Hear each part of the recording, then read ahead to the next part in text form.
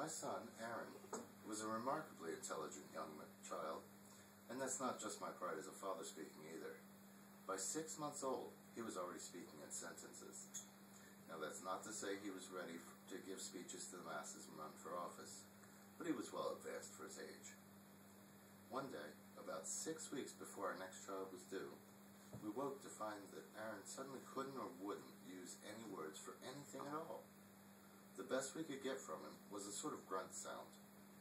We were very concerned, and we took him to several doctors to try to figure out what had happened.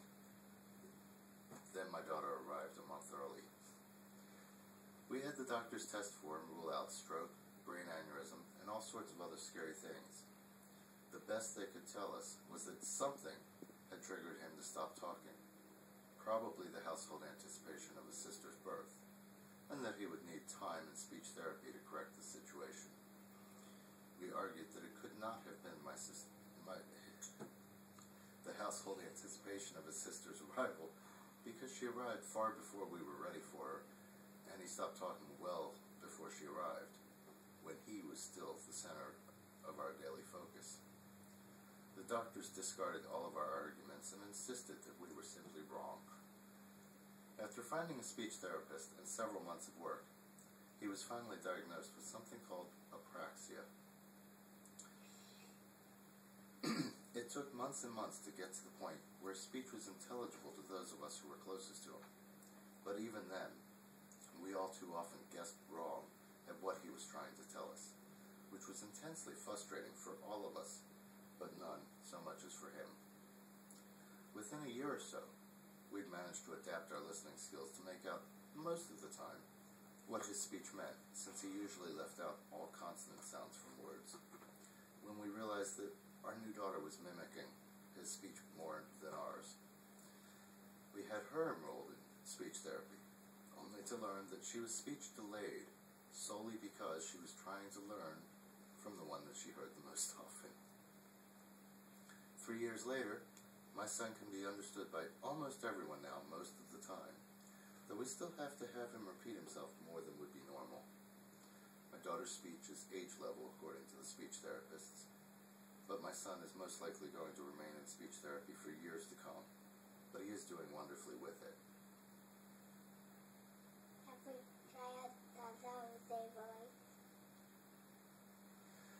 Childhood apraxia of speech is a motor speech disorder.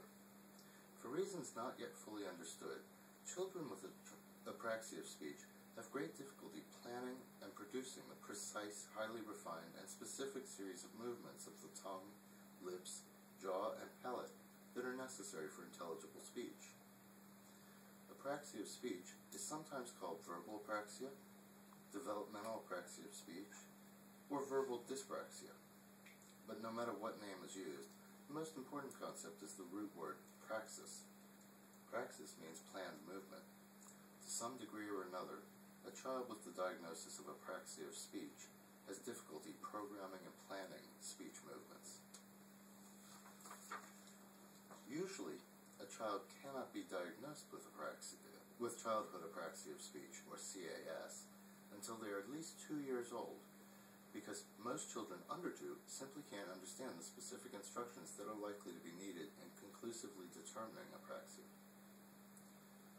In 2006, 150 kids at Nationwide Children's Hospital, which represents 7% of all speech therapy patients, were diagnosed with apraxia of speech. That's more than double the year before. Meanwhile, the number of speech pathology patients overall increased by just 13% in the same year. While there is little national data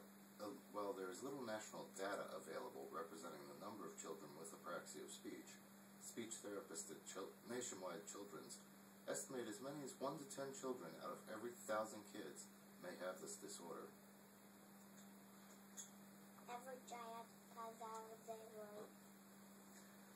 These children are trying to communicate and do understand their environments. They just can't find their voice to let us know what we need to know about them. They, like you and I, need to be able to express themselves. Research into this disorder is ongoing, and you can help. The Childhood Apraxia of Speech Association of North America, KISANA, is the only national non-profit public charity exclusively dedicated to improving the lives of children and families affected by apraxia. They have a website at Apraxia-KIDS.org that offers a wealth of information about this disorder that goes well beyond what I have time to provide you with today. It is only through our support that KISANA can create better futures for children affected by apraxia of speech. When you donate, you personally are helping to provide critical information so that families of newly diagnosed children know how to help their children. Education, so that professionals who have the best tools available and children receive the best possible treatment. Day-to-day support for parents of children of all ages and the professionals who are trying to help. And research to uncover the best and quickest ways to help children with apraxia develop their speech. We can all show support for the research into this disorder by supporting KISANA by visiting my son's Apraxia-STARS page at Apraxia-KIDS.org/stars/Aaron and entering an amount to give. Aaron and I are hoping to reach a goal of $250 with your help. I would ask that you give from the heart, but even just $5 or $10 would be a big help. Every giant does have their voice. For kids like my son, and those 1 to 10 out of every 1,000 others who suffer from apraxia, research into this disorder promises a possibility of finally being able to speak for themselves. This is hoped to be achieved both through understanding what causes apraxia, thereby learning how to prevent it, and through better establishing treatments that are more effective. You can help with this. Research is expensive, but even a few dollars can help make a huge difference. If every one of us donated just $10, KISANA would have over $200 in new donations just from our class. Every child does have their voice. Yes, the picture on that page is Aaron standing next to the sister that I mentioned back at the beginning of the speech. Her name is Samara. Remember, KISANA can create better futures for children affected by apraxia of speech, but only with our help.